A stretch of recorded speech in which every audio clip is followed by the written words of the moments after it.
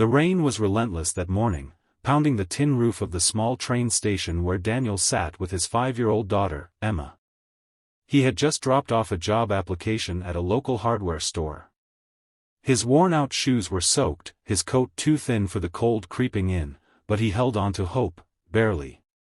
What he didn't expect was to find a woman in a wedding dress, sitting alone on a bench, her mascara running down her cheeks like rivers of sorrow. Daniel noticed her the moment he walked in. How could he not? A bride in full white lace, sitting by herself in the cold, her veil limp, her bouquet abandoned at her feet.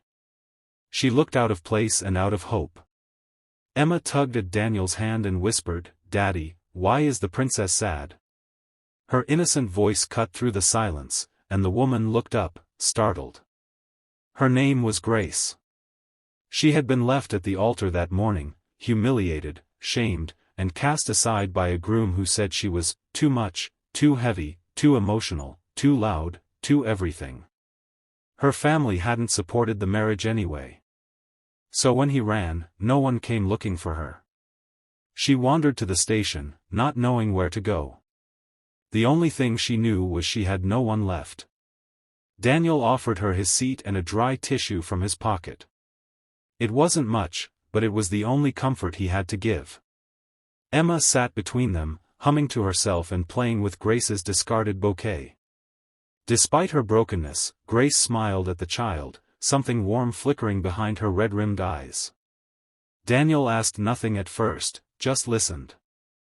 And Grace, maybe because she had no one else to talk to, told him everything. They talked for hours, the rain outside mirroring the storm inside both their hearts. Daniel shared that he was a single father. His wife had died in a car accident 3 years ago. Since then, life had been an uphill climb. He worked odd jobs, lived paycheck to paycheck, and did his best to give Emma joy even when he had none left for himself. Grace listened like no one had in years. In that broken, quiet space, something unexpected bloomed, understanding. They were both discarded souls, trying to make it in a world that didn't care. But there, in that moment, they cared for each other. As the rain eased and the sun peeked through the clouds, Daniel looked at Grace and said, half joking, "Maybe I should marry you. I could use a partner in this chaos." To his surprise, she didn't laugh. She blinked, then whispered, "What if I said yes?" They both hesitated. It was insane. They had known each other for mere hours. But sometimes, the heart recognizes something the mind can't process. Emma clapped and said, "Yay. Then she can be my mommy." The words hit them like thunder. Grace wept again, this time from something other than heartbreak. They went to the courthouse that very day. The clerk gave them confused looks, but Grace still wore her gown, and Daniel had his ID. There were no guests, no music, no cake. Just a vow spoken from two wounded hearts, desperate for healing. It wasn't a fairy tale beginning. It was something far more real. At first, life together wasn't easy. Daniel had to find better work. Grace had to find her place, not as a replacement mother, but as a woman learning to trust again. Emma loved her from day one, but there were nights Grace cried quietly, afraid she wasn't enough. Daniel, too, feared he had moved too fast, unsure if he had done the right thing.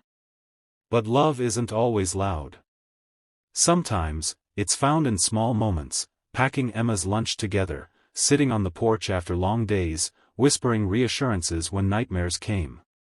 They built a life not on grand gestures, but on the quiet commitment to stay. Over time, Grace found work at a daycare, where her warmth and kindness shined. Daniel landed a stable job as a supervisor at a local workshop. They scraped and saved and eventually moved into a modest little home with a garden Emma loved to play in. Grace still kept her wedding dress, but it no longer reminded her of betrayal. Now it reminded her of the day she chose love over bitterness. Years later, Emma would tell her friends, "My mommy wasn't born into our family. She walked into our lives when we needed her most." And Grace, once left behind at the altar, found that love didn't have to be perfect, it just had to be real. Moral of the story.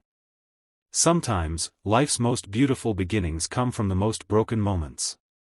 Love doesn't always arrive in fairy tales, it often shows up quietly, in rain-soaked stations and unlikely hearts, ready to start again.